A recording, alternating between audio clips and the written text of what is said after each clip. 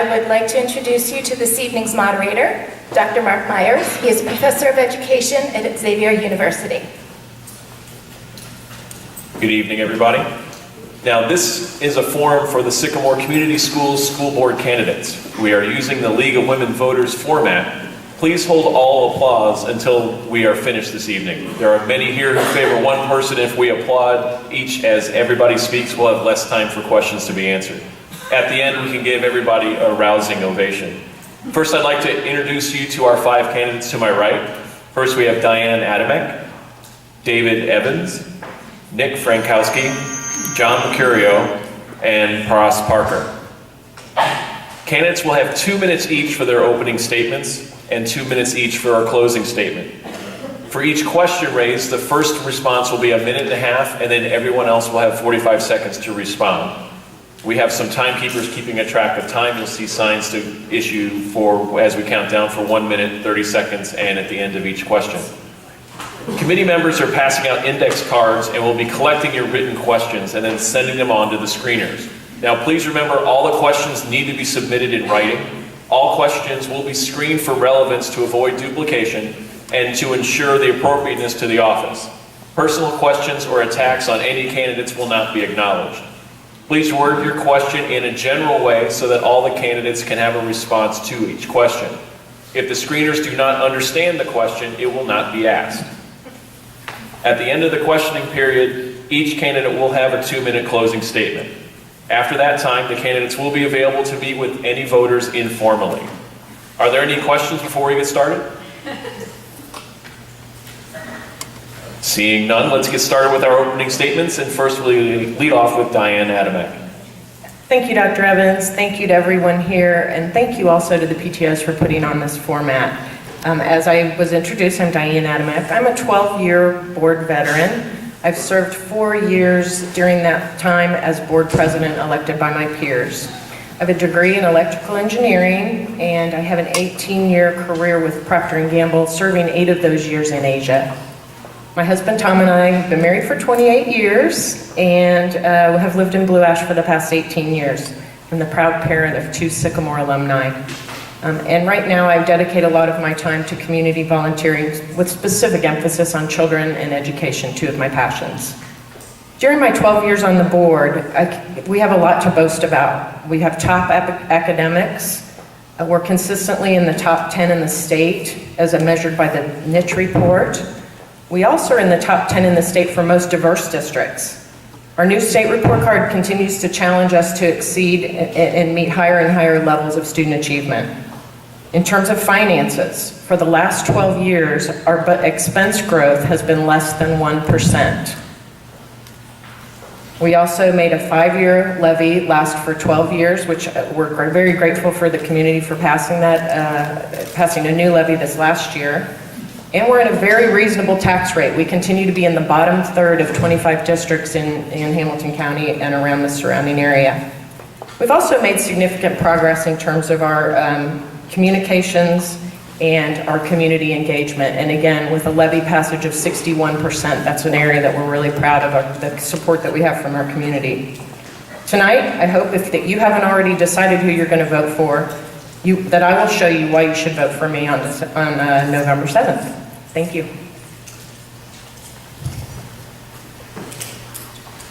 Mr. Evans. Welcome. My name is David Evans, and I'd like to thank the Parent Organization and Dr. Myers for providing us with this forum to discuss together tonight. I've lived in the Midwest and Ohio for most of my life, and I've been a member of the Sycamore community for more than 15 years. I'm seeking to become a member of the school board for 3 major reasons: my passion for the learning process, my long-term interest in the welfare of the school district, and my personal desire for our children to get the best education possible. My vision is about 3 things: academic excellence, which means inspired teachers, intellectually stimulating and challenging curriculum, students, teachers, and parents accountable for their success; strong financial management. I want to live up to the Levy Pledge from 2016. We need data-driven decision-making processes and a financial focus, budget planning, and monitoring of the financial systems. And third, open and honest communication. I want to encourage idea sharing and collaboration I want to be willing to ask critical and challenging questions, and in everything we do, have integrity in what is said and done. I've always been engaged in the school system. I've been working with junior high and high school students to learn advanced programming and 3D printing technologies. I've been active in levy campaigns, and since 2007, I've been part of the Sycamore Schools Executive Advisory Board. For more than 10 years, I've been working with the Board of Education members and the superintendent on supporting their mission to support our schools. I have a strong personal desire in the school system because we have 4 children that have been part of the school system and I'm going through it now. As a school board member, I'll bring a unique set of talents, skills, and experiences that make me one of the most qualified candidates and will allow me to be an effective Sycamore Community Board member. I understand what it takes to be successful in this position. I was raised in a family of educators. My wife, my mom, my grandparents have been teachers, school board members, and professors. I have served on several boards, both local and national, which have ranged from advisory boards, not-for-profit boards, educational boards, and company boards. In addition, I've done consulting in the higher education world. Thank you, Mr. Evans. Mr. Frankowski. First and foremost, I want to thank you all for coming out tonight. I think this is a very important exercise, not only for you all as voters to learn a little bit more about us and our positions, but also for us as candidates to start off with a fresh and open dialogue with you all as community members. As Dr. Myers said, my name is Nick Frankowski, and I do want to address the elephant in the room, and that is my age. I am a 2015 graduate of Sycamore Schools. I currently attend The Ohio State University, where I'm pursuing 2 Bachelor of Science degrees in Economics and Political Science. And I am running for the school board for a variety of reasons. 2 are very, very important. One of those is I hope to, at least in part, fulfill your hope for your children. And that is proud Sycamore alumni, educated young people that are passionate about giving back to their community. And secondly, I want to be the voice of a new generation on the school board. I believe that we're at an inflection point in Sycamore's history, and I want to be the voice of a new generation to make sure that our next generation of aviators are prepared for the world that is going to meet them. First, to do this, to achieve this new next generation education, I believe there are 3 things we need to do. We need to continue to innovate, meaning we need to make sure we have the tools and the technology and yes, the teachers that are necessary to prepare our kids for the next generation, including jobs, including society writ large, and so on. Secondly, I believe we need to continue the practices of the current board in terms of financial sustainability, and making sure that we are being responsible with your tax dollars, and making sure that we don't have to ask for another levy for, in my opinion, another decade. And third, something very important to me is transparency. I really applaud the current administration for all the work they do on that front, but I believe we can go farther, and my time is up. So thank you very much. Mr. McCurry. All right, thank you for coming out tonight, and thank you for having me. I thought I would start out with some facts about me for those that don't know me.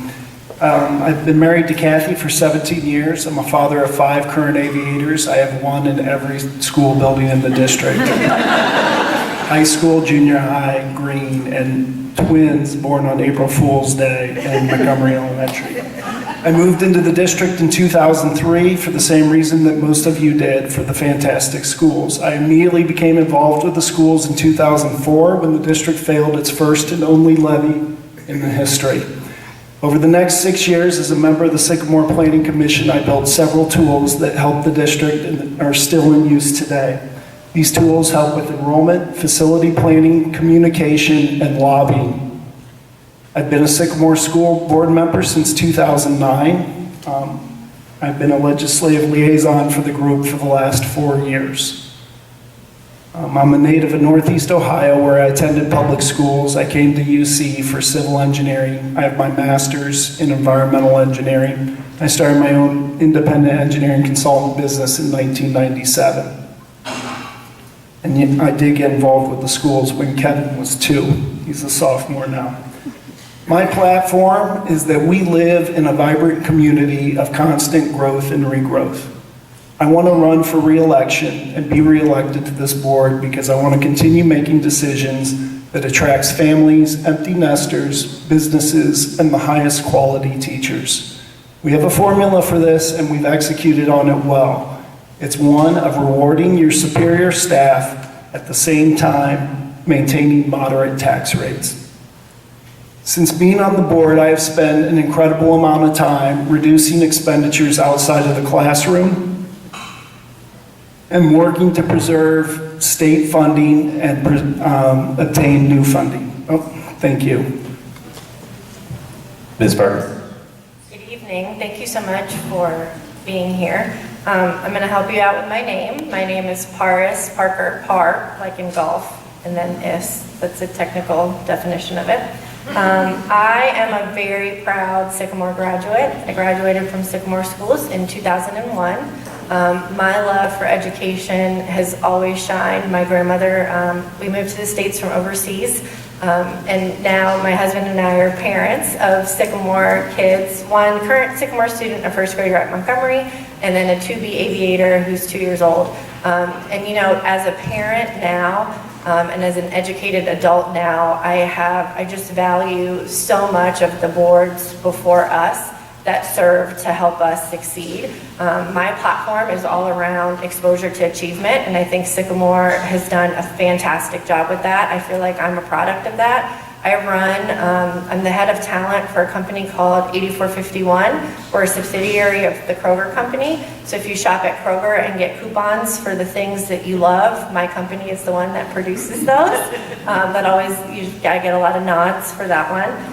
And you know, people ask me all the time, why am I running? So one, my passion for students in the district, not just for the families that have students in the district, but for our community at large. Our district is a destination district because of our teachers, because of our administrators, and because of all of you in the room. And I feel like I owe it to you to serve. I plan to leverage my background in HR to implement policies that develop teachers and administrators and make them feel valued. I'll also leverage my expertise to make sure our students are prepared for the careers of our future. I plan to hold our leaders accountable to continued excellence in our district. And I'll also ensure that we find the right balance between managing our expenses and being fiscally responsible for all of us. Thank you again, and I look forward to speaking with you more. Thank you all, and let's move on to the questions, and we're going to rotate through the questions for each of you. We're going to start with Mr. Evans for the first question. What is the most pressing issue that needs to be addressed by the future school board of Sycamore?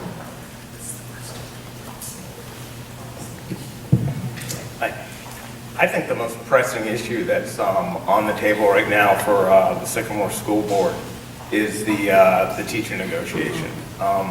It's almost finished now, and I think if that gets closed out, it'll quickly move off the table.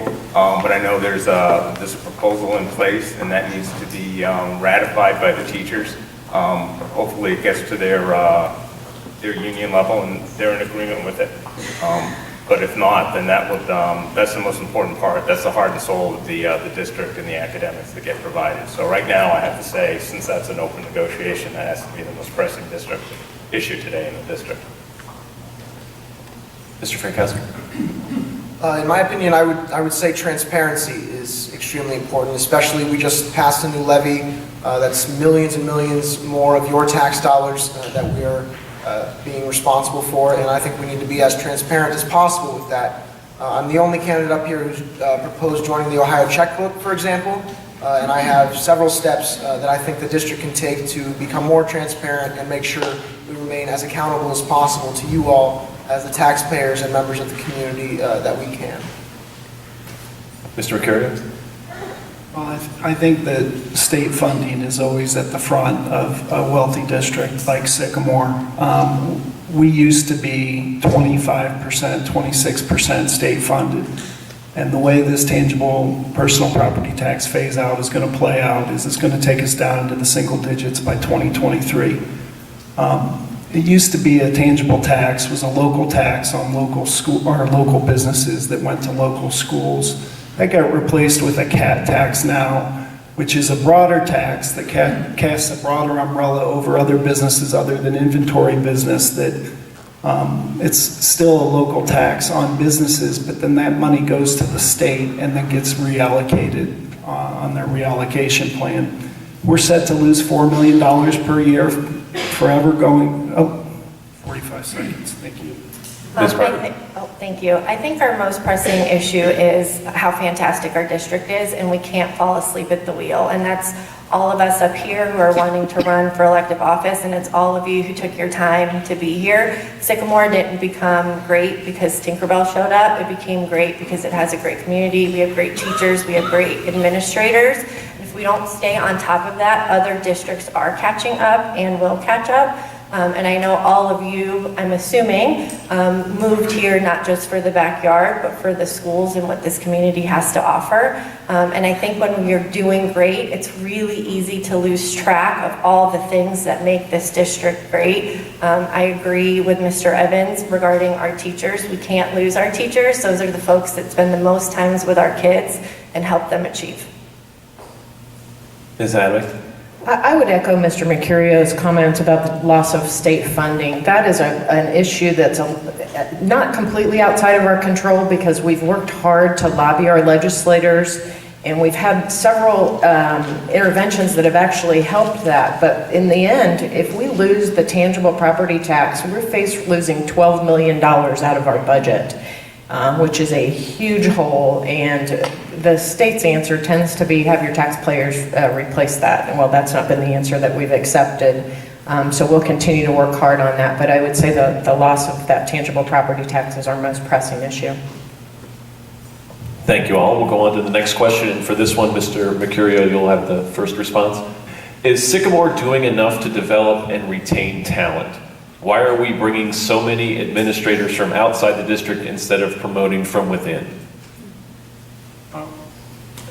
I would just say first on retention that this district has always attracted and retained the best staff.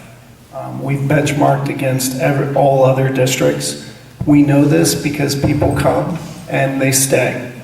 And we continue to make this place a place where we do that. When the recession hit a few years ago, we did pull a number of teachers from other districts like Lakota and others, and our administrators are the same. We continue to go through an interview process of finding the absolute best candidates and hiring who the administration believes that is the best. And we do leave that as a board. We do trust our administration and they execute on that. Thank you. Ms. Parker? I think we're doing a nice job now. I think we can quickly fail in this same arena. I don't think we can argue that we have great teachers. And again, as other districts, especially in our surrounding areas, are catching up, or camping ground for those other districts to recruit from. Recognizing people, if you think of yourself as a community member, when's the last time you wrote a thank you card to a teacher or a principal or a superintendent? I think there's a lot of areas where we can continue to grow to show our teachers how much they're valued, to show our administrators that they make this community and this district the way that it is. So I certainly think that's an area of opportunity and an area where I feel like my expertise can really help us grow and continue to sustain the type of district that we all want. Ms. Adamy? Our district has worked very hard over the last 12 years to attract and retain and make sure that our compensation and our benefit systems have allowed us to do that. We've also worked hard on good succession planning, within our administrative ranks. And I can tell you that we promote from within when we're able to, but sometimes we just don't have a person that's exactly right for the position at the time. So we're really looking hard at getting the right people in the right jobs, and I think our results can speak for themselves in the hiring that we've done over the last several years. Mr. Evans? I'll echo a lot of the comments about that we're doing a good job at retaining teachers. But one of the shortfalls came up in the last teacher discussion where we had all the candidates from the teachers, and half the school district's teachers showed up, and the biggest issue on their mind had to do with having someone talk to them about how the current discussions were going on their salaries. And I was the only candidate that was willing to have an open and honest discussion with them as part of my remarks and really put the issue on the table. A lot of the other candidates may have addressed it in small group settings, but I was open and honest. For the education that we want for our kids, we need to have the best teachers, and to retain them, they're going to have to be paid an above average total comp, as we look at that. So I'm all for supporting our teachers and doing a little bit more to help in the retention with that. Mr. Frank. Being a recent student, I think I speak from personal experience when I say that our teachers are fiercely loyal to Sycamore. And I don't say that in a negative way. I think that's a very positive attribute, and I think it needs to be rewarded in a certain sense. I've spoken to a number of teachers who have gone out and paid out of their own pockets to get a higher degree, to further their own education in the hopes of potentially being promoted from within. And I really do admire the work the current board has done in attracting and retaining administrators and other educators. But I do think a certain weight needs to be given for the loyalty that our staff and our faculty show when it comes to their pride in being aviators. For the next question, we're going to start with Ms. Adamek. And this is, hang on, this is a little bit of a lengthy one, so. Okay. How will you address student concerns and propositions? I have seen many students with great ideas for schools that have been waved off as ridiculous without even being looked at. It's extremely hard for students to have their voices heard. How will you help change that perception? One of the things that's important for the audience to know is the role of the Board of Education. The Board of Education sets policy for the district, hires a superintendent and a treasurer and evaluates them, and provides funding for the district as well. Now, as a part of that, we obviously influence the direction that the district is going, and I know that we have a number of ways that students can voice their opinions at all school levels. Mr. Forstoffel has a high school advisory commission where students can input into the operations of the district, but it's not the board's job to operate the district. We hire a superintendent and treasurer that operate the district. And I know it's an important asset for each one of our principals to be listening to the children and students with their ideas, and I think that's happening fairly well. Mr. Evans? I agree with Diane. There's a role for a board and a role for the administration.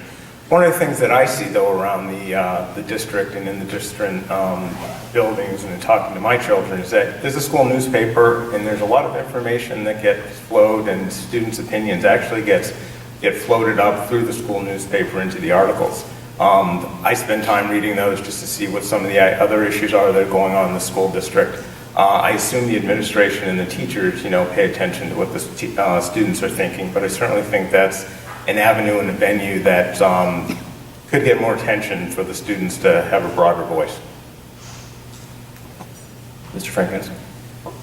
Not to sound like a broken record, but I agree again with Mrs. Adamek and Mr. Evans. This is a very personal issue to me, having been in the schools just a few short years ago, and I do think that a lot of what makes Sycamore great comes from the students. We've got kids from more than 50 countries and dozens of languages and just an incredible diversity, and I think setting up a procedure that students are aware of and know how to use in order to voice their opinions could be very, very useful. And I realize that, the board isn't there to operate the district, but I think that it's important for the kids to know that, we're listening and we value their opinions because they bring such a wealth and a diversity of opinions that I believe it provides a lot to us to listen to those. Mr. Mercurio? I echo Mrs. Adamek's comments that there is a chain of command and that this really isn't at the core of board work. We do work with student policy and student achievement issues, and if it's a concern that is collective and a big enough concern that it is something that we would want to refer to maybe our planning commission to do some research, which is our research arm, but usually these are handled at the administrative level.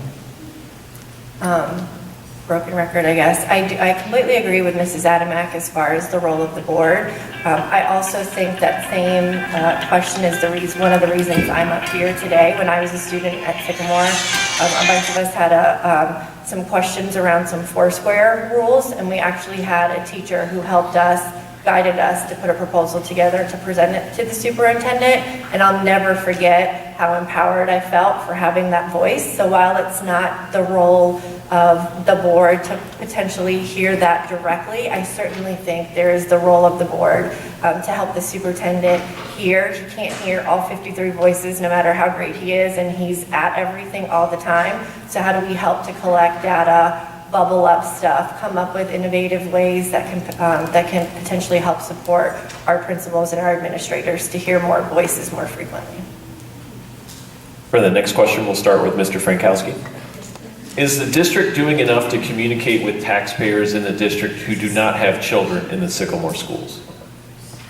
This is an area where I think we can really improve a lot on. As I've gone around the district and I've talked more to families who don't have students in Sycamore, who have students in private schools or who are empty nesters, they don't seem to know a lot of what is going on in Sycamore and where their taxes are going. And so I do think we can improve on that front. Again, I've proposed joining the Ohio Checkbook, for example, where anyone with a Sycamore student or not can go online and easily track our finances. And I think it's important to have the open forum that is the board meetings. And I believe that we're on solid footing, but I do think there are more steps we can take to communicate more clearly with families who don't have students in the district about what is going on and how we are serving them as well. Mr. Mercurio? Yeah, I would just say that for years during my tenure that I've spent, had several coffees and small group meetings with people that have shown an interest in understanding district finances or anything going on with student achievement. No one has really attended our board meetings over the last 8 years, and usually they come out when they're very concerned and interested. We do issue a CAFR, and we make sure that anybody that contacts our offices or our treasurer is issuing information to those people to make sure that they have anything they want. And I'd just like to add that during the SEA Candidates Night and over the past month or so, that I've heard a lot of interest about transparency and next door neighbor, and I will get to that in a little bit. Thank you. I definitely think this is an area where we can do more, a lot more. So, you know, if you work someplace that runs a United Way campaign, you feel frustrated when the only time you hear about the United Way is when it's time to donate. And I think that sometimes happens in our community on accident. We get so caught up with the students that are in the district, the families that are in the district, we forget about the larger whole. And now with so much technology and social media and different community outlets and papers, we do have a responsibility to share more often, not just the good stuff, but you know, in that spirit of transparency where we might be struggling or we might need support, so that as we are knocking on doors, we're not just knocking on doors at levy time, and we're sharing our story all throughout the year to all members of our community. Ms. Adams? About 70% of our community does not have kids currently in school, and I do think this is a very important thing that we're addressing, and we've been working over the past few years. We've had a Sycamore Advisory Commission report on how to better engage our families without students, and we're taking that at this point to implement some of those ideas, but I definitely think we can continue to do better in this area. Mr. Evans? Again, always room for improvement. You know, there's some things that are going on, you know, currently in the district. There's the Sycamore Executive Advisory Board that I'm on, and that's does have a number of members on it with people who don't have children in the district, and it's one of the outreach things that gets done, which is a good one. Another one that we could do and do more of, maybe streaming board meetings, some electronic polling. I mean, there's some other enablers that would allow us to reach more of the district and not just be reaching out to people during levies and campaign time, that maybe we need to strip out some of the marketing and outreach budget to make sure that we're communicating with those folks, you know, not just to ask for money at levies, but to keep them informed as we go forward. Thank you. And Ms. Parker, you'll lead off with this question. And this is a tricky one, so you have to pay attention, you guys, okay? Because it's different depending on where you're coming from, so you'll catch it when I read this. For those seeking re-election, what is working with the board and you want to continue if given the chance to remain on the board? For those of you seeking election for the first time, what do you want to change or inject into the board with your leadership?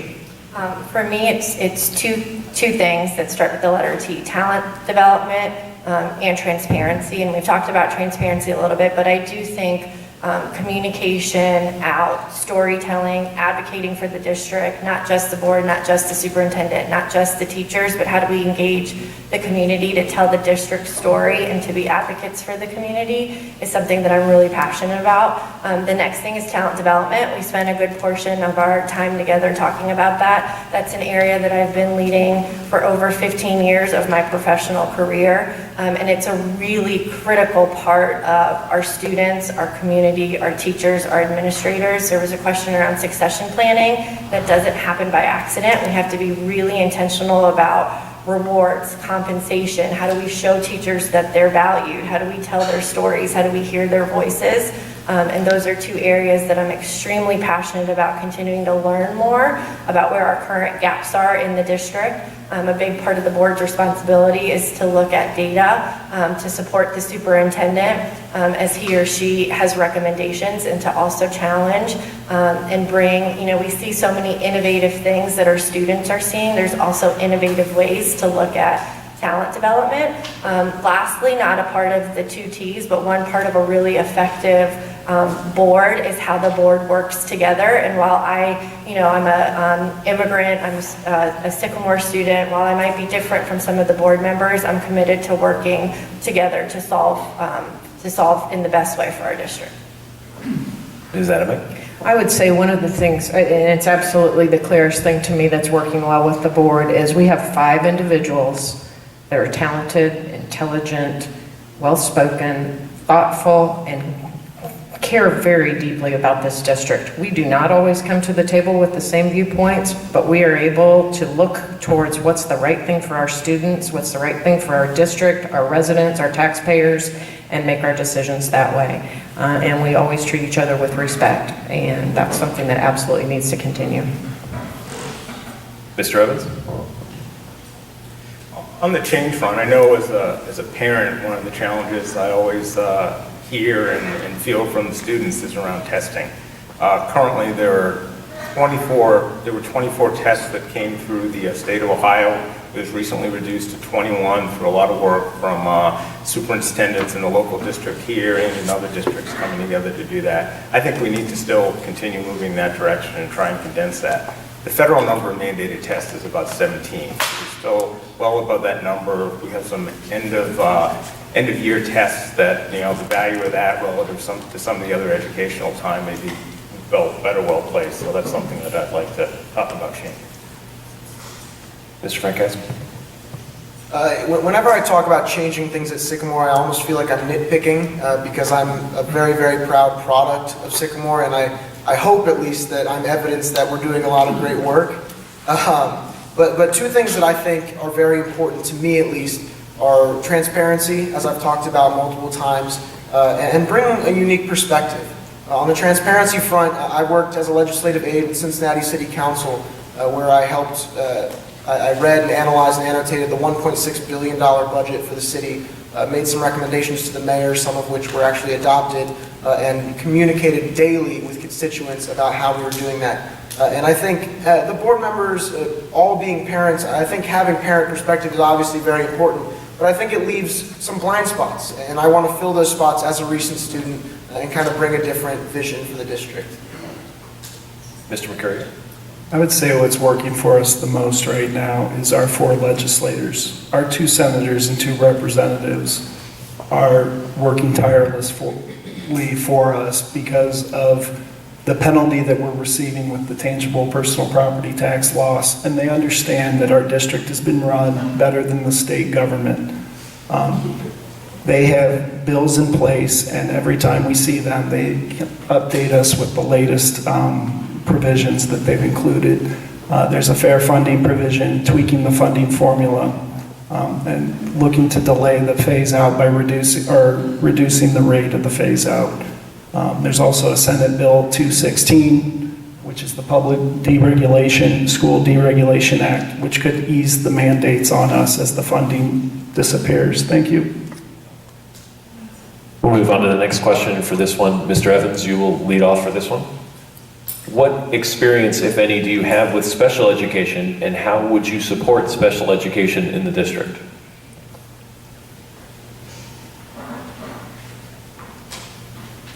Yeah, I know there are more than 500 students that take part or participate in special education in one form or another. My own personal experience with that is we had a daughter who was actually identified with some speech therapy needs early on in her school process. Luckily, you know, there was a teacher who understood what that was. They were able to get her help and get her beyond that pretty quickly as she was in the elementary school. And that was real important for us to have, you know, a school district that can realize what those needs are and then be able to dedicate resources to it. So I have certainly a personal appreciation for it. And I know in talking with several of the teachers about what the issues are, and then parents in the community, we do a great job at that. And I certainly, from my personal past experiences, have been a supporter of what we do. Mr. Frankowski. I think special education is one of the things that Sycamore does exceedingly well, especially relative to other districts. They were my next door neighbors for many years, but there was a family that just moved out from the house next door, who had 3 little girls, 2 of whom were on the autism spectrum. And I babysat them for years and years, and they brought me more joy than I think anything else in my entire life. And just hearing the progress they made, seeing the progress they made going through Sycamore, and the opportunities that they were afforded by virtue of being in Sycamore versus any other school, to me it means a lot, and I really don't want to touch, quite frankly, our special ed programs, except when the families and the experts are requesting it.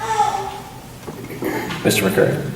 I almost use this one as the most pressing need for our district, aside from the financial component, because special education in our district, the demographics have changed and the severity has increased quite a bit as a whole. Not only are the head counts higher, but the severity of the needs and the supports needed are greater. The state requires us to manage caseloads, which is basically head counts of students that are to be served by certain supports. But I'm very concerned about our staff and the workload that they're having to go through, because the amount of work that they're having to do with this increased severity isn't being taken into account. I do think this is a big challenge for Sycamore going forward over the next 5 years. Ms. Parker. Thank you, Mr. Evans, for sharing your story. You know, one thing that he spoke about is the role of the teacher in facilitating those personalized special education programs that Sycamore is quite known for.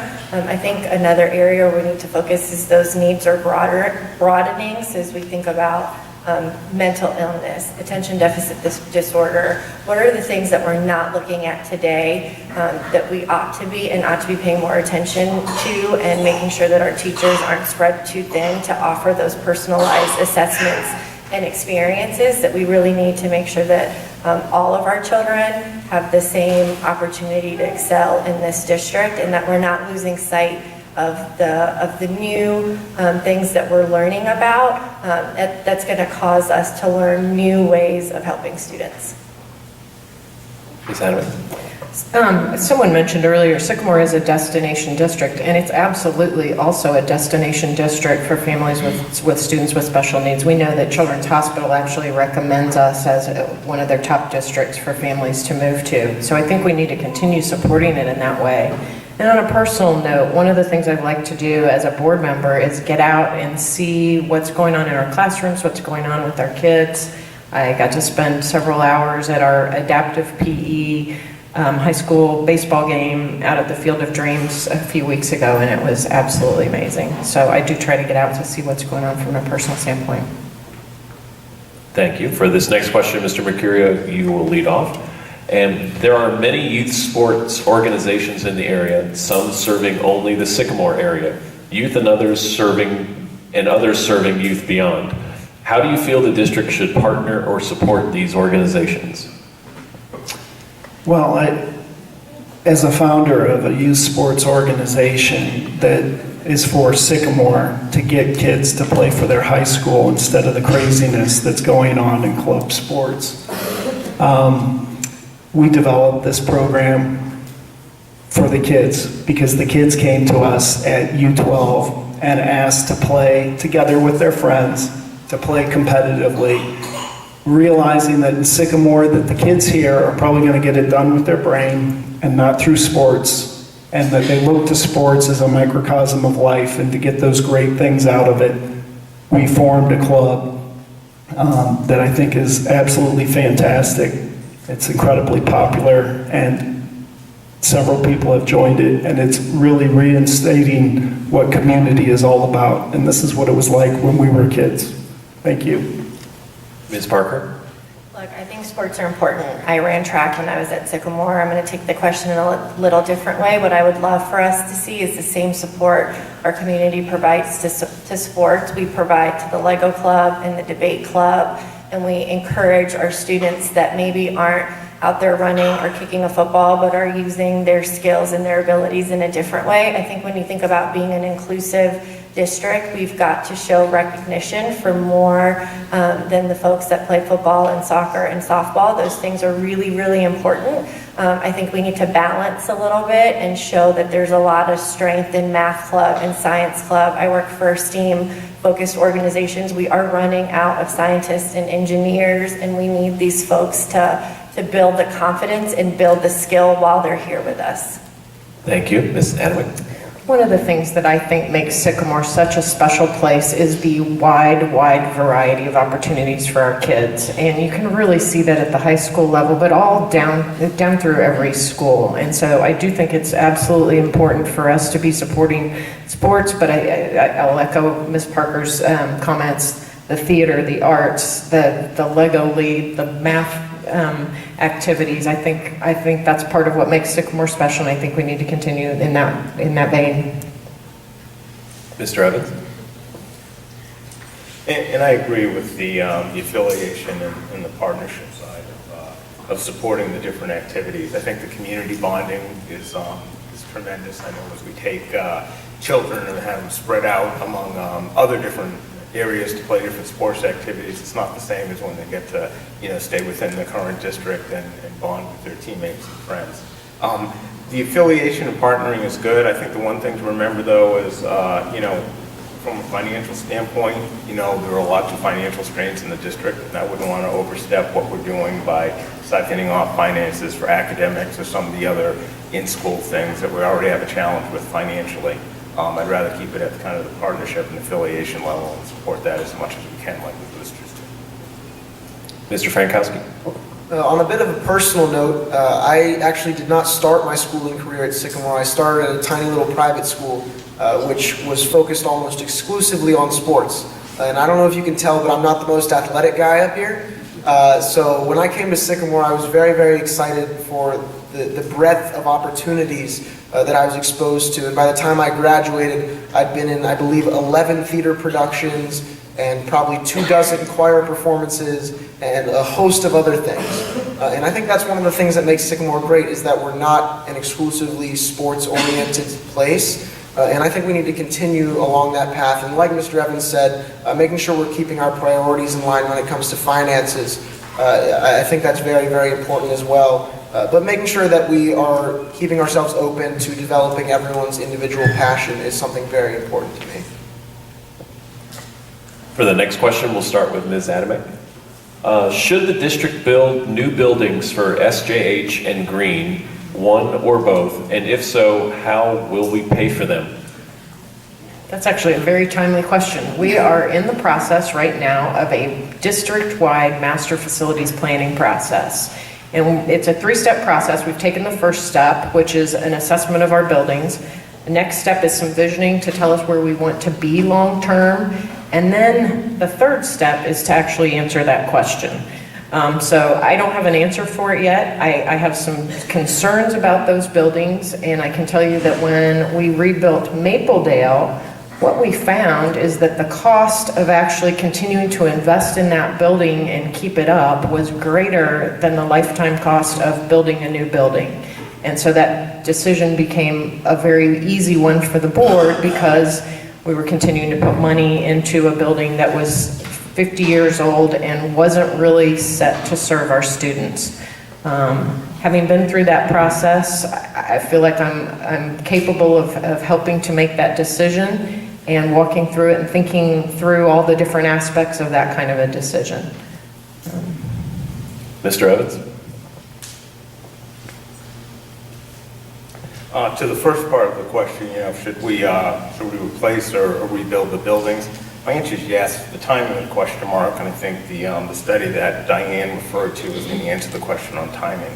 The question on how to pay for it is probably one of the bigger challenges. If you look at the debt service and the amount of capital outlays that we have currently within the budget, it's about 7.5% of the budget. We spend $5 to $6 million a year on interest and capital outlays and debt service. But if you look forward to 2018 and 19, there are several bonds that are starting to roll over. And I think the question for the school board as we go forward into the next several years is to take a look at the rollover of different bonds within the school district here and see if some of those bonds can be replaced at a tax neutral basis to the taxpayers and pay for those school systems. Mr. Frankowski? Yeah, I'm going to kind of echo again what Mrs. Adamek and Mr. Evans were saying. I don't think rebuilding Green or the junior high are really immediate concerns, but it comes down to priority. And I think in 5-10 years, we're going to have to start taking a closer look at that. Obviously, for example, the junior high is, I think, 70 plus years old now. And like Mr. Evans was saying, financially, in terms of our capital outlays, we're in kind of a sticky situation right now.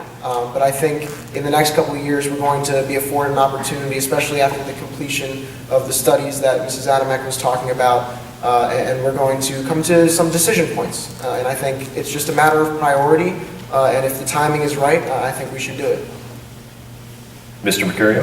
Yeah, the junior high was built in, I think, 8 different phases, and anybody that's ever stepped inside that building knows it's time.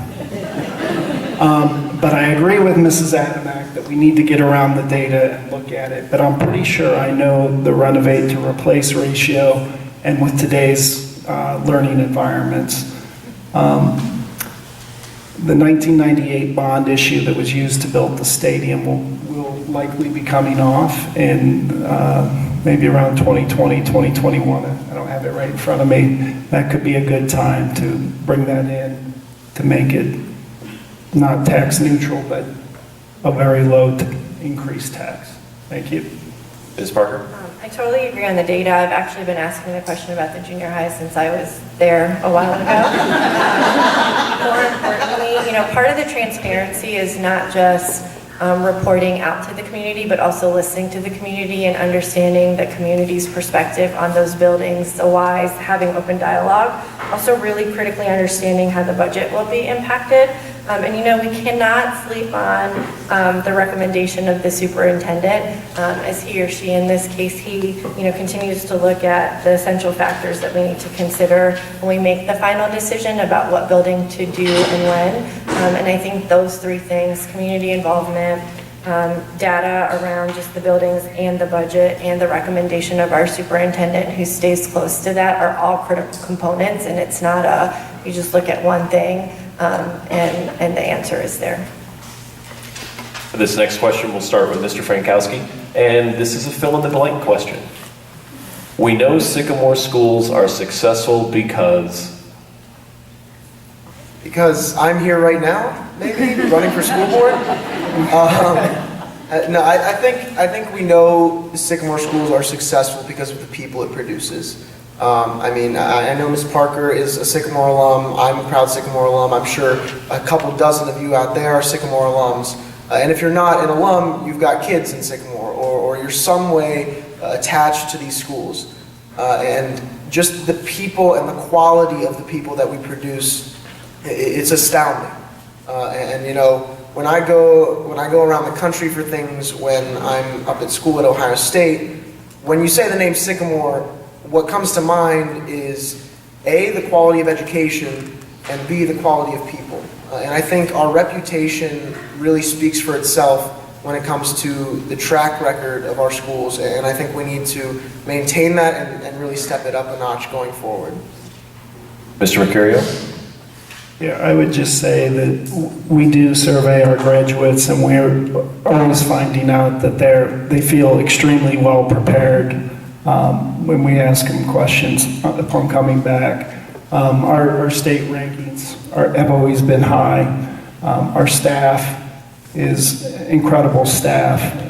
If you look at the State House of the 614 districts, our treasurer, Mrs. Weber, and our superintendent, Mr. Forstoffel, are at the forefront of leading all lobbyist groups in terms of mandates on legislation and finances. And colleges come to us looking for kids. So those are all good signs. Ms. Parker?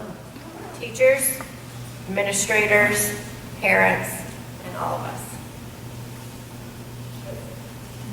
Ms. Adams? I would say we know that Sycamore is successful because on almost every possible measure we can come up with, we are either in the top or right among the top. And I can speak for both of my children who have told me how well they have been prepared compared to their peers. At a university level, I think we hear the same thing across the board with kids that are prepared for the work world, prepared for trade school. There's just lots and lots of measures that confirm that. Mr. Evans? Yeah, and I think not just the academic measures that were brought up, but also there are a number of market measures out there and market forces that would tell us that, we're doing the right thing in Sycamore. It's the destination district for families to come here. It's the destination districts for teachers to come here.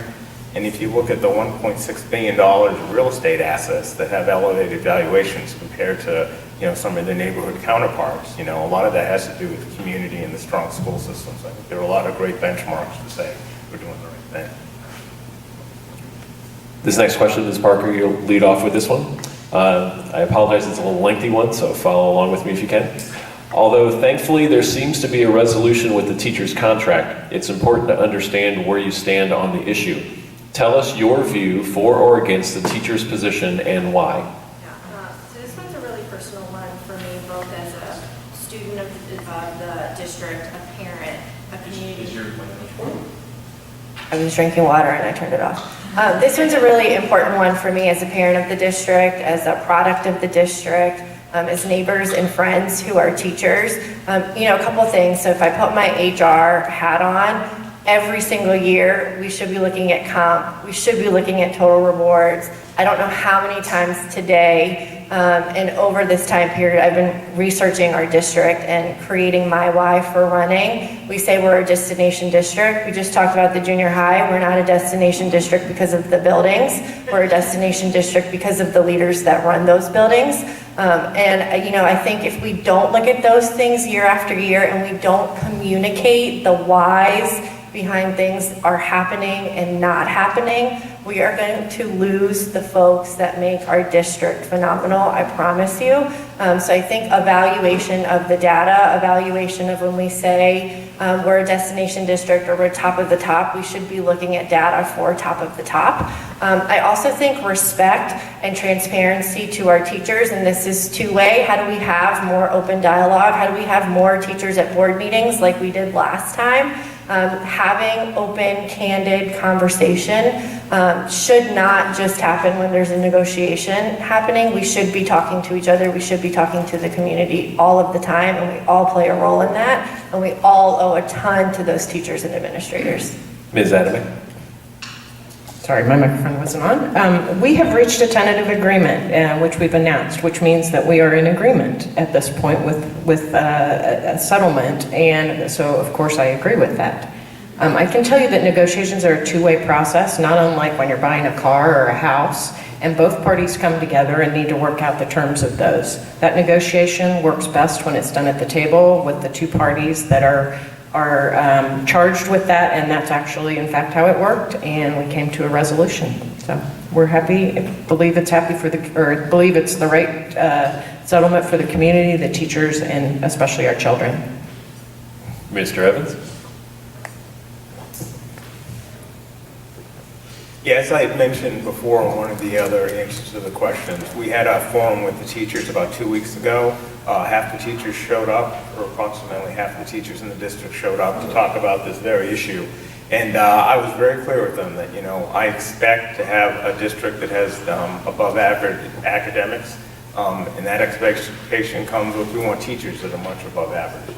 And it's going to come at a cost. And, as a school board member, I think as a community member, we want to attract and retain the best teachers, and we're willing to pay a little bit more for that. But we need to look at the total comp, and I think that's what they've done in the negotiations to start to do that. We just need to do a better job just dialoguing with the teachers and making sure we have a good understanding going into this situation for salary negotiations. Mr. Frankowski? This is a very important issue to me, and kind of a tough issue for me because it's so personal. In my entire time at Sycamore, I do not recall a single teacher that I did not feel was personally invested in my success, not only as a student, but as a human being. And so I think over the past 10, 20 years, especially, at least in my time here, we've done an incredible job of attracting and retaining top-level educators. And personally, in the fantasy world, I would love to give them all $1 million a year just because of the personal impact they had on me. But money doesn't grow on trees, and obviously losing the TPP reimbursement funding and state budget cuts, we're in kind of a sticky situation right now. But I think the most important thing, two most important things are transparency, being open with the process, and making sure we remain competitive with our neighboring districts. Mr. Mercurio? Yeah, I agree with Mrs. Parker's comments. I thought that was well said. When we had that candidates night with the SEA, we had a fantastic dialogue. Groups of 10 to 15 teachers were going around and meeting each candidate and having a really nice open dialogue. I came away from that hearing we'd like to see more transparency. Tonight, I put out on my table out there, I have offered up to put a town hall meeting for anybody that would be interested in understanding the history of district finances and the process around the teacher negotiation process. I will do my best to educate where we've come from, because we're better than this. We're a Sycamore School District. We all want the same thing. We're all on the same team. Thank you. Mr. Evans, you'll start off with this next one. What are your goals for students and for future students in the district?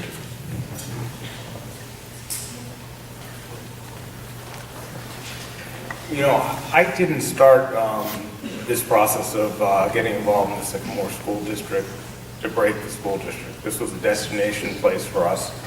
We were attracted to what it already had.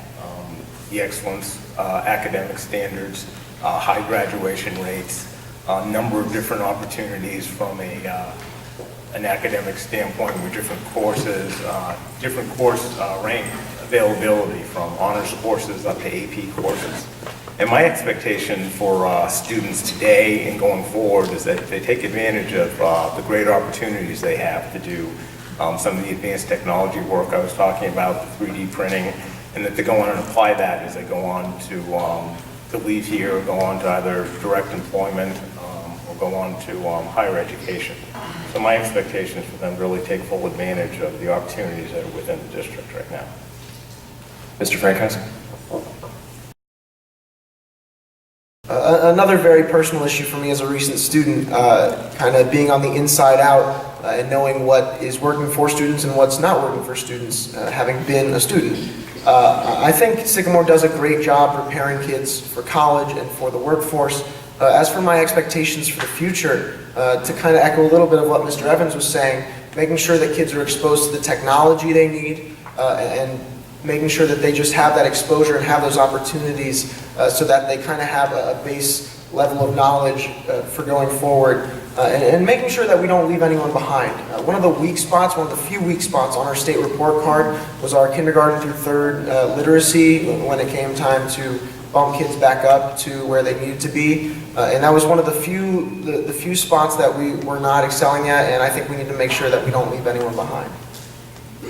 Mr. Mercurio? And this is an exciting time because this is a time for us to uphold the board's vision and mission statement, which is to challenge each and every child to reach their full potential.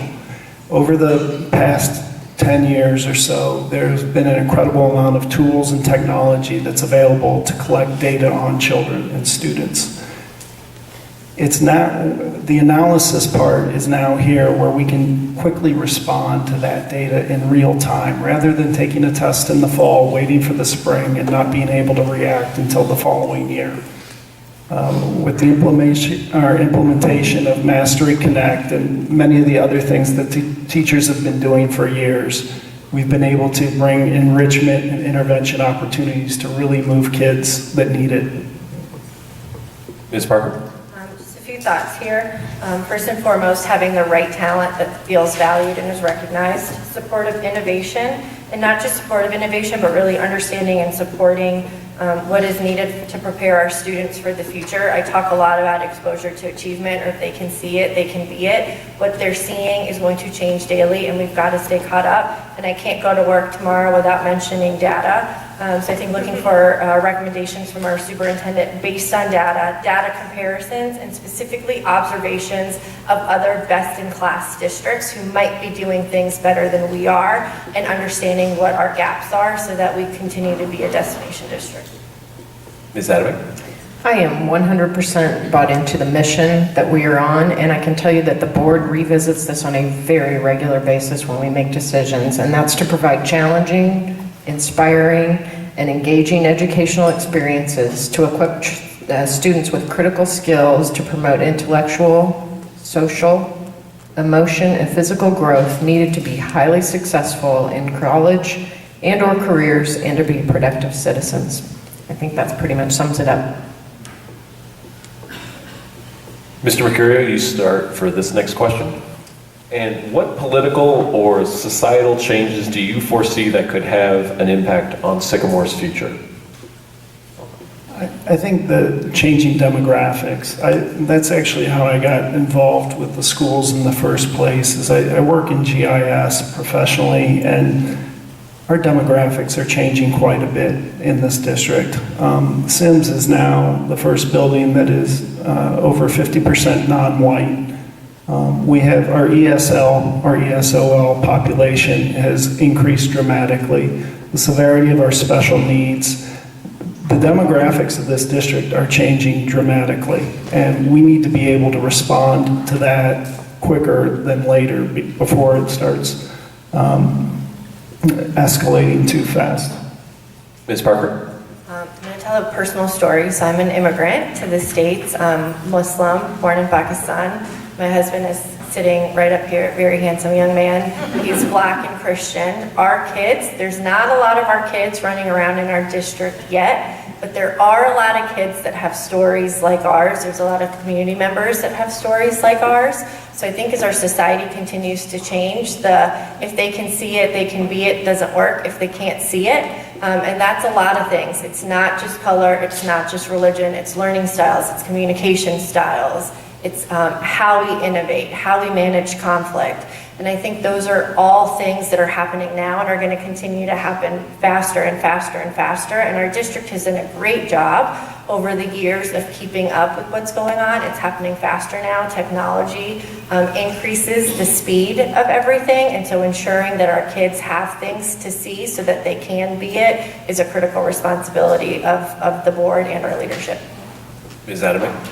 I would say that the change in technology, and we've seen a great deal of this, and those of us that are a little bit older in generation have seen even more, but I think there are jobs today that or there are jobs in the future that we are trying to prepare our kids for today that don't even exist. And with the rapid pace that technology is bringing into that, helping to prepare these young folks for that future is a very big change from where we've been in the past. Mr. Evans? I think one of the things that I've noticed, and it's been accelerating over the last 2 or 3 years, is, and it has to do more on the political side, is just the discourse among students. I know as I was growing up, not being as aware of, all the different political elements that are going on, but today, I see my kids and their friends kind of talking about what's on the news. We have a young man who's still in college, up here, being politically active. I see more of that going on at the age level of the kids that we have out there in the audience and that you have. And I think the political discourse is important, and they need to learn how to have discussions civilly. And I think that the school system does a great job of promoting that kind of dialogue and reinforcing that, you need to have collaborative discussions between us. So I think that's one area that we'll be able to focus on. Yeah. Mr. Frankowski? Yeah, I think a lot of what we've seen the past year or two in terms of the national political discourse, kind of going off what Mr. Evans was saying, has really opened a lot of very important issues that I feel like much of the country had kind of swept under the rug. And one of the things that I think Sycamore does so much good at is that we're willing to have those open and honest and frank dialogues about really, really difficult issues. And I think, so kind of piggybacking off of what everyone has said, just the pace that things are changing at, the pace, the demographics and technology, and things are changing more rapidly than ever before. And so I think that's going to present a real challenge to our district, but I think we're set up for success with the diversity of backgrounds and experiences and talents that we have in our district. And I think if we use that as an opportunity to learn, then we can grow and we'll be very successful. Thank you. Ms. Adamek, you lead off for this next question. As a member of a public school board, would you support voucher programs and charter school alternatives? I got a ooh. I get the easy one, I guess, huh? Actually, the interesting thing about some of our voucher programs is they take dollars that were raised by our community and that were given to us as a school district to educate the kids, and they do take them to other places, and they send them to schools that don't have the same accountability, they don't have the same testing requirements, don't have all the same state mandates, and so it's very hard for me to actually support that, especially in a school district like Sycamore where we've done so many things right.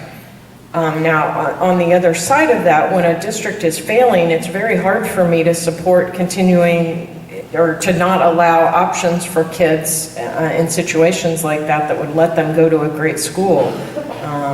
But I would like to see our legislature looking for another way to fund those besides taking dollars that are raised locally here and sending them to another place. I mean, an important piece to recognize is Sycamore gets about $500 per student from the state, and some of the voucher programs are requiring us to take somewhere between $5,000 and $8,000 per year to send a student to another location. Now, fortunately, our schools are good, so that doesn't happen a lot, but it is money that we could be using for our local education.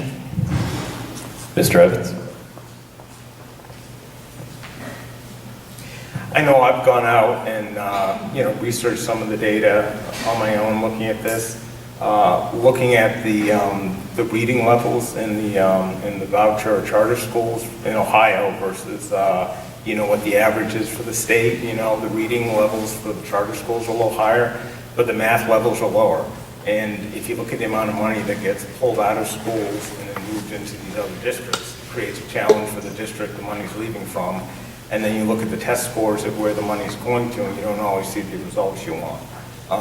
Looking at some of the ed choice students and the test grades, again, I think you run into the same kind of a dialogue. So looking at what Sycamore does and the infrastructure that we put in place, a voucher program in this district, I don't think would be a positive way to go. Mr. Frankowski? I'm going to differ a little bit. I do support voucher programs in principle, but when it comes to our own district, it gets a little fuzzier. I think one of the most important things is accountability and oversight. And the two examples that I always look at are New Orleans Public Schools and ECOT here in Ohio. In New Orleans, after Katrina, when they had to rebuild all the schools, they went to almost an exclusively charter school format, and their reading levels accelerated 4 or 5 grade levels above where they had been prior to the hurricane, which is really amazing to me because there's been a lot of accountability and a lot of oversight.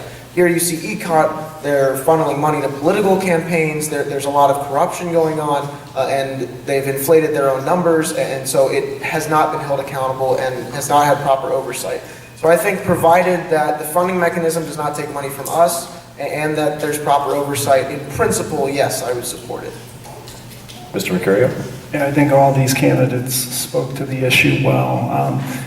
I cannot support any alternative that doesn't have the same accountability standards. If there's no measure of that, then there's no way that there can be another choice. What we need to do, though, is to continue lobbying for provisions that allow for fair funding on the charter school amendment, so that if the state's only willing to give us, I believe it's like $614 per child, that if a student selects charter school, that there shouldn't be more than that amount. It should be capped at the amount that the state provides if they choose to go elsewhere. And I'd rather look for a solution rather than just be upset with the current circumstance. Thank you. Ms. Parker? I'm getting to share a lot of things with you all. So one of the first fights in our household is my husband's a really proud Walnut Hills graduate, just as proud as I'm a Sycamore graduate.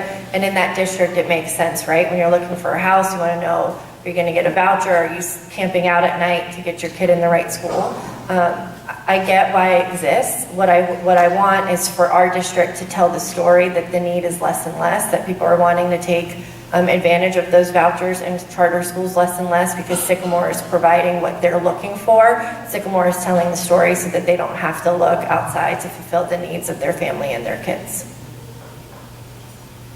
Thank you all. And we're going to be moving into your wrap-ups, your 2-minute closing statements. And we're going to reverse the order from the opening statement. So we'll start with Ms. Parker and work our way down to Ms. Adamek will be the last one. So if you want to start with your closing. So now the real thank you. Thank you for staying this whole time. First it was thank you for coming. Thank you for staying. I hope you had a chance to learn a little bit more about who I am, why I'm running, and why I'm so passionate about the district. A couple of thoughts that I want to leave you with is great board work is great teamwork, and it takes collaboration and respecting different perspectives. Those perspectives should merge into effective actions that reflect what's best for our students, our district, and our community. You can count on me to be that type of leader on our board that will listen to your voices, that will listen to the perspective of my peers, that will listen to the data and the insight that the superintendent and treasurer provide. Teamwork and collaboration are biggies. Biggies is a technical term. And being a member of a 5-person team that makes big decisions for thousands of people is no small task. I would like to take the time to thank our current board and current members that have served in this capacity, and I hope you'll give me the opportunity to serve you.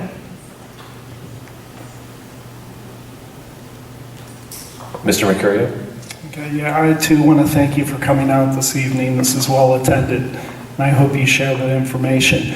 If elected, I'll continue doing what I've done for the past 14 years for this district, which is I'll continue to find ways to save money, reduce expenditures outside of the classroom, and fight and preserve and seek new ways of finding state funding, which is how we handle the 83% of our expenses, which is our staff. If you want to learn more about me, I urge you to grab one of my cards out there. It has my website on it. You can see where I stand on several issues. And also, I do hope that people will sign up for that town hall meeting. It is an attempt at transparency. I know it's a hot topic right now, and it'll fade off in the future because we did come to a tentative agreement But I'll do my best. If it's a small venue that we do it in because there's just a few attendees, that's fine. If it's something bigger like Terwilliger's Lodge or something, I would like to do that. But I really do care about the community and the transparency piece. I think a number have mentioned it, and I heard it from the teachers, I heard it from the next door thread, I heard it from the community.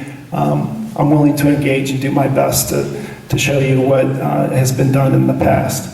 Last, I just want to remind everybody that we all came here, or most of us moved here for the schools. It's not the buildings, it's the people inside it. And we know what the golden goose is. We know we're all on the same team here, and we're going to make the right decisions for this district. And I think all 5 of these candidates are excellent. Thank you. Mr. Frankowski.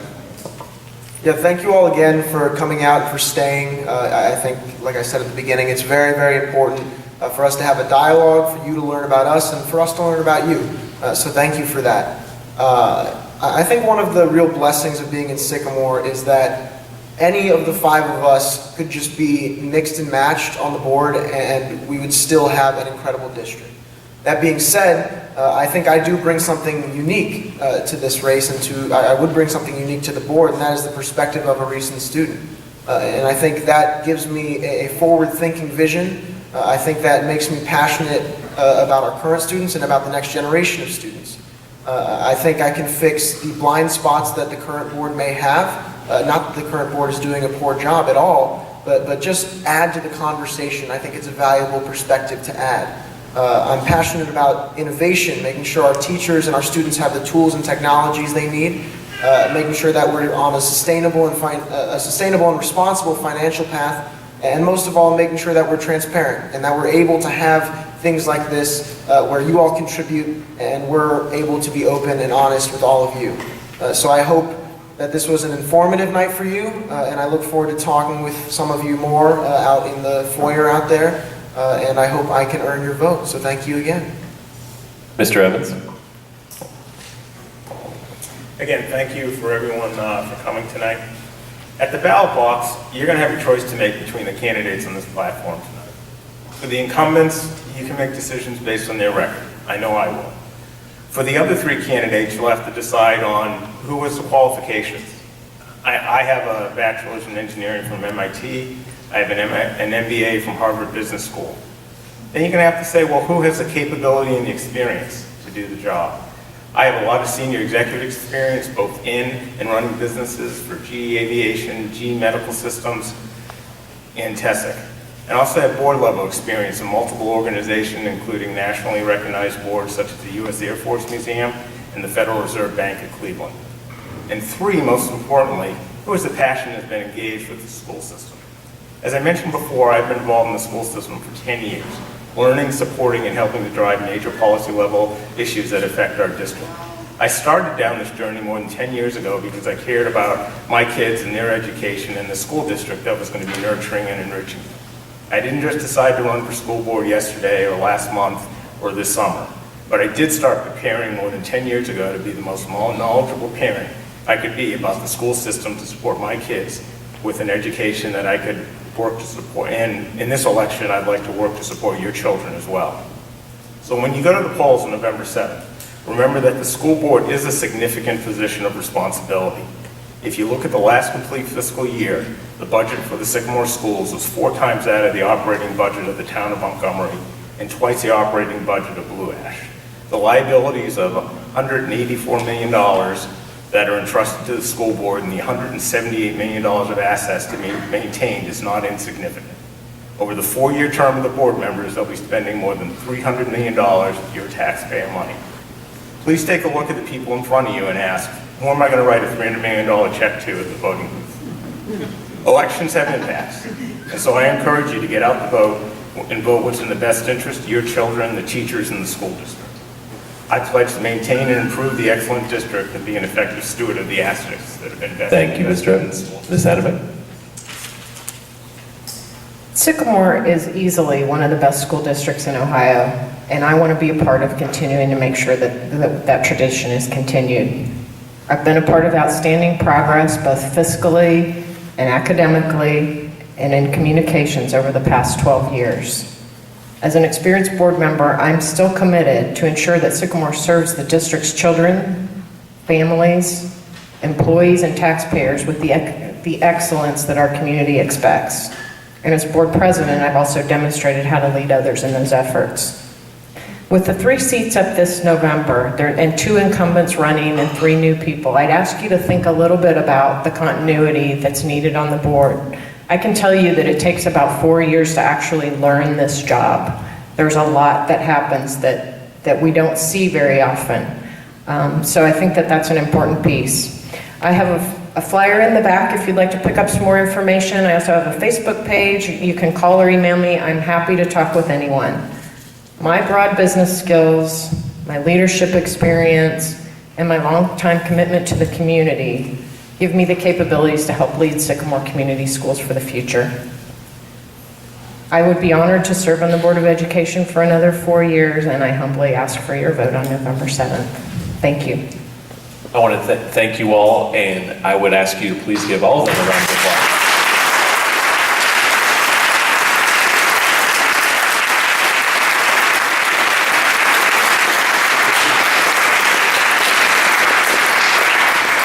Now, a couple of quick announcements. I know that we were not able to get to everybody's questions, so if you have a question that wasn't addressed in the form, you may meet informally with the candidates afterwards to ask them the questions. And I want to take 1 second to ask you one quick favor as the moderator. Don't just ask questions of the board during election time. Ask them questions over the course of every year and expect answers. Don't just ask it during the election time. Thank you all so much for coming out, and have a terrific night. Thanks, Dr. Myers.